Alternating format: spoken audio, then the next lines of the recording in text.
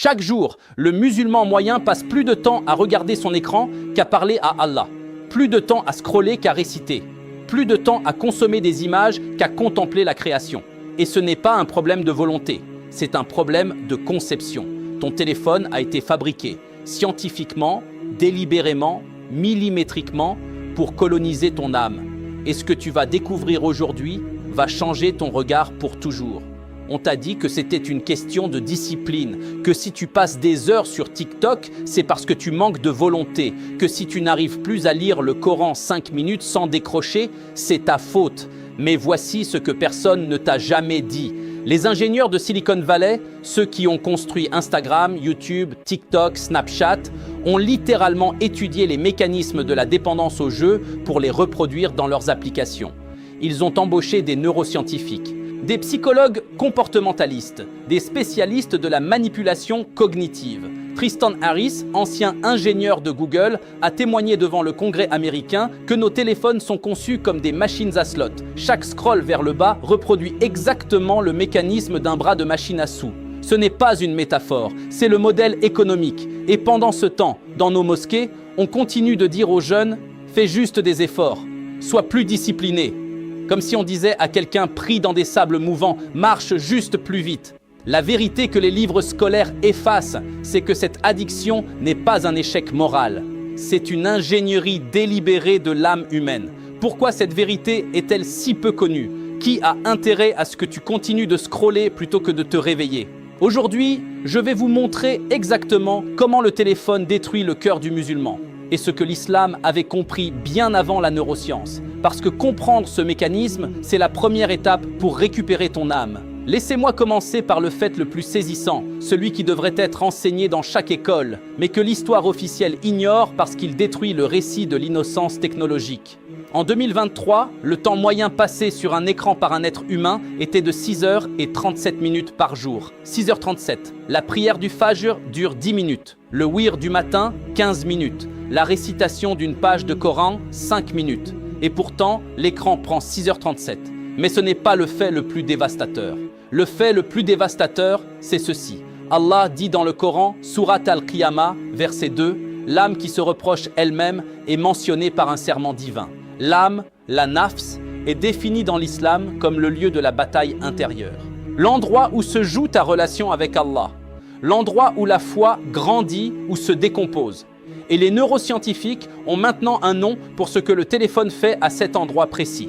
Ils appellent ça la dérégulation dopaminergique. Ça veut dire que ton cerveau, et donc ton âme, perd progressivement sa capacité à ressentir la satisfaction des petites choses sacrées, la beauté d'un verset, la paix d'une prière, la douceur du souvenir d'Allah.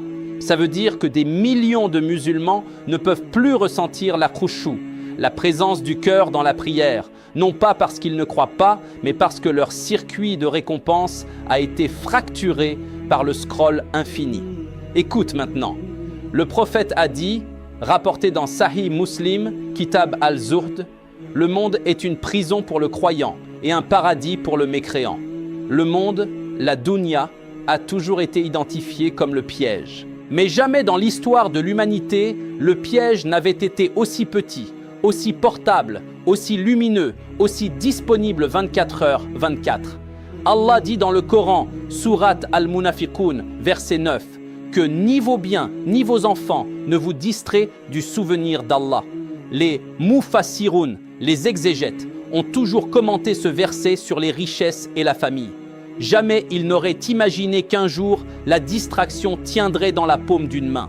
En 2022, une étude publiée dans le Journal of Experimental Psychology a démontré que la simple présence d'un téléphone sur une table, même éteint, réduit les capacités cognitives et de concentration de 20%. 20%, même éteint, la simple présence de l'objet suffit à fragmenter l'attention. Imagine ce que ça fait pendant la salat. Le prophète a dit, rapporté dans Sahih al-Bukhari, Kitab al-Salat, la prière est le pilier de la religion. Un pilier fracturé ne tient pas. Et selon une enquête du Pew Research Center en 2023, 62% des jeunes musulmans admettent vérifier leur téléphone pendant la prière ou immédiatement après. Avant même que le Assalamu alaikum ne soit terminé, la main cherche déjà l'écran. Ce n'est pas de l'hypocrisie, c'est de la neurologie. Ce n'est pas la première fois dans l'histoire que l'humanité a été confrontée à une forme de distraction qui menaçait sa relation avec le divin. Il y a 14 siècles, les Quraysh de la Mecque noyaient leur cœur dans les soirées, les marchés, les poèmes de gloire tribale. Le Coran, à plusieurs reprises, nomme cette maladie le lahwa, la distraction vaine, l'amusement qui vide. Sourate Al-Jumu'ah, verset 11. Quand ils virent un commerce ou un divertissement, ils se dispersèrent vers lui et laissèrent le prophète debout. Ce verset a été révélé lors d'une khoutba du vendredi. Pendant que le prophète parlait, une caravane commerciale est arrivée en ville, avec tambour et musique. La quasi-totalité de la communauté a quitté la prière pour aller voir. 14 siècles plus tard, tu es assis dans la prière du vendredi et ton téléphone vibre dans ta poche. Le lao a changé de forme, l'épreuve est exactement la même. Et pourtant, les hommes oublient, toujours. C'est comme si tu essayais de construire un jardin magnifique, patient, qui demande de l'eau chaque jour, du soin, de la présence. Un jardin comme la relation avec Allah, qui ne pousse qu'avec la régularité, la douceur, le silence. Et chaque fois que tu t'approches de ce jardin pour l'arroser, quelqu'un ouvre une porte à côté, une salle avec 1000 écrans, des lumières qui clignotent, des sons conçus pour te garder là-dedans. Tu entres juste une seconde, juste pour voir. Et quand tu ressors, 2 heures ont passé. Ton jardin n'a pas été arrosé. Le lendemain, tu recommences. Et ton jardin, peu à peu, se dessèche. Non pas parce que tu ne l'aimes pas, non pas parce que tu as choisi de l'abandonner, mais parce que la salle avec les écrans a été conçue par des ingénieurs dont le seul objectif était que tu ne ressortes jamais. Ton cœur est ce jardin. Et ton téléphone est cette salle. Voici maintenant ce que les sources islamiques avaient compris bien avant les neurosciences. Imam al-Ghazali, dans Ihya Ulum al-Din, écrit au XIe siècle, a consacré un chapitre entier aux maladies du cœur. Il en identifie une qu'il appelle la ghafla, la négligence spirituelle. Il la décrit exactement ainsi, un état dans lequel le cœur n'est plus capable de ressentir la présence d'Allah, même quand il le cherche. Ce n'est pas le koufr, ce n'est pas le péché volontaire, c'est l'anesthésie progressive du cœur par la saturation sensorielle. Al-Ghazali écrivait au XIe siècle, sans téléphone, sans internet, sans TikTok.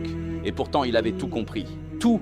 Allah dit dans le Coran, Sourate Al-Hadid, verset 16. « Le temps n'est-il pas venu pour ceux qui croient que leur cœur s'humilie au souvenir d'Allah et qu'ils ne soient pas comme ceux dont les cœurs se sont endurcis avec le temps ?» Ce verset a été révélé pour reprendre des compagnons qui commençaient à se relâcher. Des compagnons, ceux qui avaient vu le prophète, ceux qui avaient vécu Badr.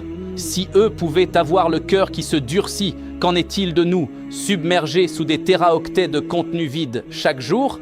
Une étude de l'Université de Pennsylvanie, publiée en 2018 dans le Journal of Social and Clinical Psychology, a démontré que limiter l'usage des réseaux sociaux à 30 minutes par jour réduisait les symptômes de dépression et de solitude de manière significative en seulement 3 semaines. 3 semaines. Et le prophète a dit, rapporté dans Sunan Ibn Majah, Kitab al-Zuhd, « Fais attention à la solitude du cœur, car elle se répand comme une maladie. » Ceux qui ont étudié ces textes en profondeur ne sont pas surpris. Ils savent exactement ce qu'Allah a prévu. Voici maintenant la vérité que personne n'ose formuler clairement. On parle de temps d'écran comme si c'était un problème de gestion du temps. On parle d'addiction au réseau comme si c'était un problème de comportement. Mais l'islam, depuis 14 siècles, a identifié la vraie structure de ce problème. Ce n'est pas un problème de temps, c'est un problème de qalb, le cœur. Le prophète a dit, rapporté dans Sahih al-Bukhari et Sahih Muslim, dans le hadith du Nu'man ibn Bashir, dans le corps, il y a un morceau de chair. S'il est sain, tout le corps est sain. S'il est corrompu, tout le corps est corrompu. C'est le cœur. Le téléphone ne prend pas ton temps. Il corrompt exactement ce morceau de chair. Il ne le fait pas en un jour. Il le fait millimètre par millimètre, notification par notification, scroll par scroll. La version populaire dit « Utilise juste ton téléphone de façon raisonnée ».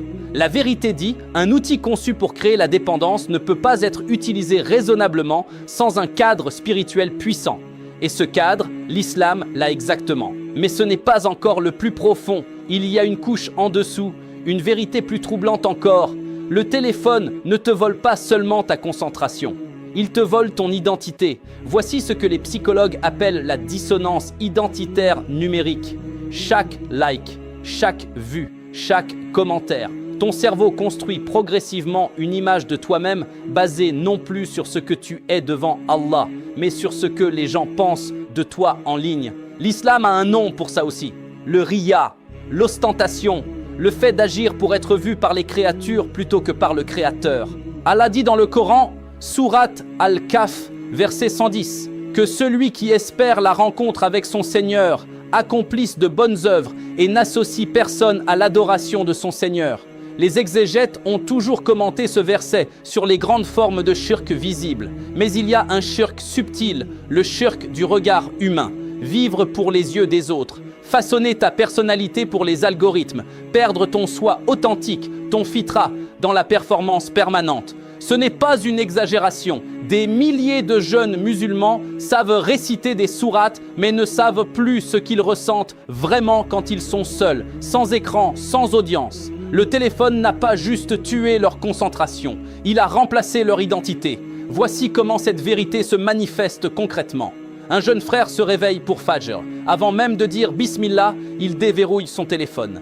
En 10 secondes, son cerveau est inondé de stimuli. Une notification, un mème, une actualité. La prière qui suit est vide. Son corps est là. Son cœur est encore dans l'écran. Ce n'est pas qu'il ne veut pas prier, c'est que son circuit de récompense a déjà été activé ailleurs. Une sœur essaie de lire le Coran. Elle tient le mouchaf. Au bout de 3 minutes, son œil cherche instinctivement son téléphone. Elle ne l'a pas touché, mais son cerveau l'attend. Les neuroscientifiques appellent ça l'effet d'anticipation dopaminergique. L'islam appelle ça l'awa, le désir capturé. C'est exactement la même réalité. Un père de famille décide de passer la soirée avec ses enfants. Mais son téléphone est sur la table. Même sans le regarder, une partie de son attention y est captive. Ses enfants sentent qu'il n'est pas vraiment là. La connexion familiale, qui est en islam une ibada, est fracturée. La présence est physique, l'âme est ailleurs. Les données de Ramadan 2023 ont montré que la consommation de contenu numérique sur les plateformes augmente, non pas diminue, pendant le mois sacré. Même pendant le mois où les shayatines sont enchaînés, les écrans continuent leur travail. Le problème n'est plus seulement le shaitan.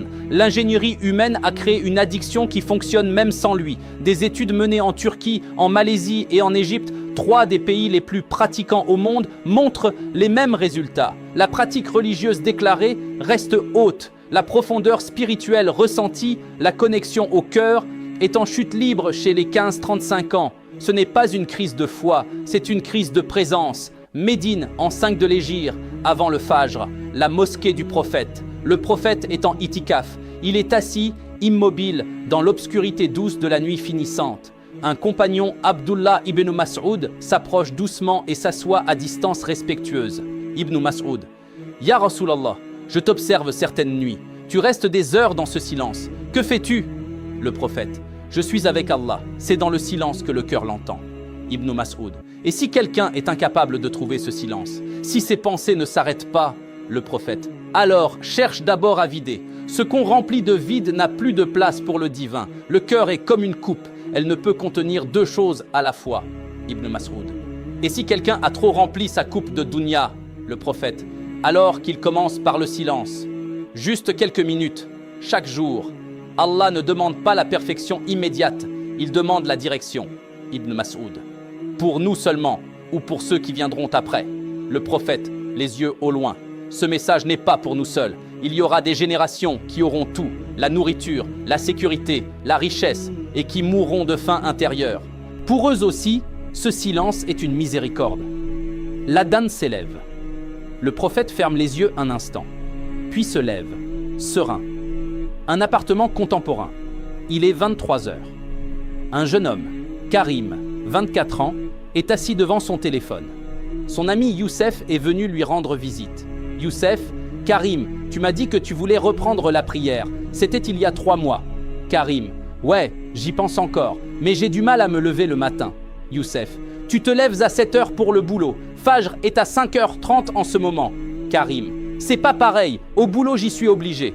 Youssef: Hier soir tu as scrollé jusqu'à 2h du matin. J'ai vu tes stories. Karim: J'avais juste besoin de décompresser. Youssef: Est-ce que tu te souviens de la dernière fois où tu as décompressé en faisant dhikr? Silence. Karim: C'est plus compliqué que ça. Youssef, je sais. C'est pour ça que je t'en parle. Karim, laisse-moi tranquille avec ça, Youssef. Je suis pas perdu. Je crois encore en Allah. Youssef, doucement. Je sais que tu crois. La question, c'est pas la croyance. La question, c'est est-ce que tu te souviens encore de ce que ça fait de le ressentir? Karim ne répond pas. Il regarde son téléphone. Youssef se lève, met sa veste. Youssef, à voix basse, presque pour lui-même, le cœur qui ne ressent plus, ça ne fait pas de bruit. C'est ça qui est dangereux. Il sort. La porte se ferme doucement. L'écran de Karim brille dans le noir. Une ville aujourd'hui, une boulangerie le matin. Deux femmes, Fatima et Nadia, attendent leur commande. Nadia, ma fille de 12 ans m'a demandé hier si elle avait le droit d'avoir TikTok. Fatima, qu'est-ce que tu lui as répondu? Nadia, j'ai dit non. Et elle m'a regardé comme si j'étais du Moyen-Âge. Fatima, moi je l'ai donné à mon fils pour qu'il soit comme les autres. Maintenant, il passe ses soirées dessus et il baille à la prière du Maghreb. Nadia, on pensait qu'on leur donnait un outil. Fatima, on leur a donné quelque chose qui pense à leur place et ressent à leur place. Nadia, comment on lutte contre ça? Fatima, je sais pas, mais je sais que si on ne fait rien, dans 10 ans, on va leur demander ce qu'ils ressentent quand ils lisent un verset. Et ils vont chercher la réponse sur Google. Un silence. La porte de la boulangerie s'ouvre. L'air frais du matin entre. Au loin, presque imperceptible à travers le bruit de la ville, l'écho d'un Adam. Les deux femmes l'entendent. Un instant, elles s'arrêtent, toutes les deux. Juste un instant. Pourquoi cette vérité est-elle si peu connue? Pas seulement parce que les gens scrollent trop, mais parce qu'il y a un intérêt économique colossal à ce que tu continues. Les revenus publicitaires de Meta en 2023 dépassaient 116 milliards de dollars. 116 milliards. Chaque seconde que tu passes sur Instagram est une fraction de centime dans la poche d'un actionnaire. Ton attention est le produit. Ton âme est la matière première. Mais le problème est aussi interne à l'Oumma. Nous avons progressivement remplacé la transmission vivante, le shaïk, le cercle d'études, la relation maître-disciple par du contenu numérique. Des milliers de vidéos islamiques sur YouTube, des milliers de comptes de rappel islamiques sur Instagram. Mais regarder une vidéo sur le couchou ne donne pas le couchou. Liker un post sur le tawakkul ne renforce pas le tawakkul. Nous avons digitalisé l'islam de façade tout en laissant mourir l'islam de profondeur. Et ce n'est pas un phénomène uniquement musulman. Les chrétiens regardent des sermons sur YouTube au lieu d'aller à l'église. Les bouddhistes écoutent des podcasts de méditation en scrollant leur fil. Les juifs débattent du Talmud sur Twitter. Chaque tradition spirituelle est en train de perdre sa profondeur originelle par la même porte, la porte de l'écran. Ce n'est pas un jugement, c'est un diagnostic. Et tout diagnostic honnête est la première étape de la guérison. Et voici ce que j'ai gardé pour la fin. Ibn al-Qayyim al-Jawziyya, l'un des plus grands savants de l'islam, 14e siècle, a écrit dans son chef-d'œuvre Madarij al-Salikin, les degrés des marcheurs vers Allah. Le cœur dans son voyage vers Allah ressemble à un oiseau. L'amour est sa tête, la crainte et l'espoir sont ses deux ailes. Quand la tête est saine et les ailes solides, l'oiseau vole droit. Quand la tête est coupée, l'oiseau meurt. La tête de l'oiseau. C'est exactement ce que le scroll infini tranche, pas en un coup, en 1000 petites coupures invisibles. Ce que ça implique pour nous aujourd'hui est encore plus important. Ce n'est pas une conférence théologique, c'est une urgence pratique. Si tu ne mets pas de cadre à ton usage du téléphone, ton cœur continuera de se désensibiliser. Pas demain, maintenant, pas pour les autres, pour toi. Concrètement, que se passera-t-il si dans 10 ans, tu ne ressens plus rien en priant? Que se passera-t-il si tes enfants grandissent en voyant un parent qui cherche Allah, mais qui n'arrive jamais à le trouver parce que l'écran est toujours entre eux deux? L'islam a des outils. Le prophète pratiquait l'uzla régulière, le retrait volontaire de la foule et du bruit. Al-Ghazali recommandait le silence quotidien comme hygiène spirituelle. Ibn Ata'illah al-Iskandari écrivait dans les Hikam. Parmi les signes de la mort du cœur, c'est de ne pas être attristé par les actes d'obéissance que tu as manqués. Si tu rates la prière et que tu t'en fiches, ton cœur est déjà en train de s'éteindre.